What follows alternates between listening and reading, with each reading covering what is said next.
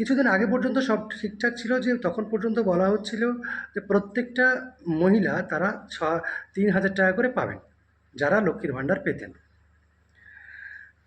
হঠাৎ করে 2-1 দিন আগে একটা প্রেস কনফারেন্স করে আমাদের মাননীয় মুখ্যমন্ত্রী এবং সহকারী মুখ্যমন্ত্রী যারা আছেন ক্যাবিনেটের, তারা একটা প্রেস কনফারেন্স করে বলে দেন যে আমরা একটা ফর্ম লঞ্চ করছি, সেই ফর্মে ডিটেলস পূর্ণ করতে হবে এবং পূর্ণ করার পর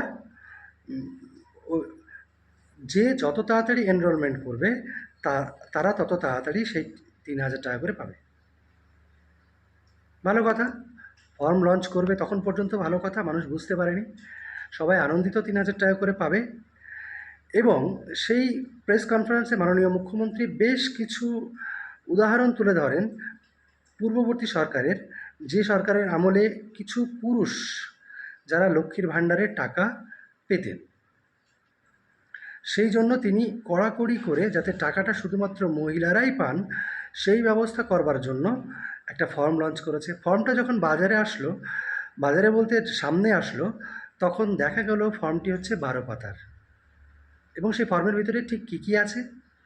12 পাতার ফর্মের ভিতরে আপনার নিজের ডিটেলস দিতে হবে, আপনার পরিবারের যে কর্তা প্রধান, সেই প্রধানের সমস্ত ডিটেলস দিতে হবে। সমস্ত ডিটেলস বলতে কী কী? Bank account details, Aadhaar card, PAN card, voter card, ration card. আপনার পরিবারের যতগুলো মেম্বার আছে সকলের, সব মেম্বারের এই সমস্ত ডিটেলসগুলো ওখানে দিতে হবে। বেশ। তারপরে আপনার বাড়িতে 4 চাকা গাড়ি কোনো আছে কি না সেটা জানাতে হবে। আপনার পাকা ঘর আছে কি না সেটা জানাতে হবে।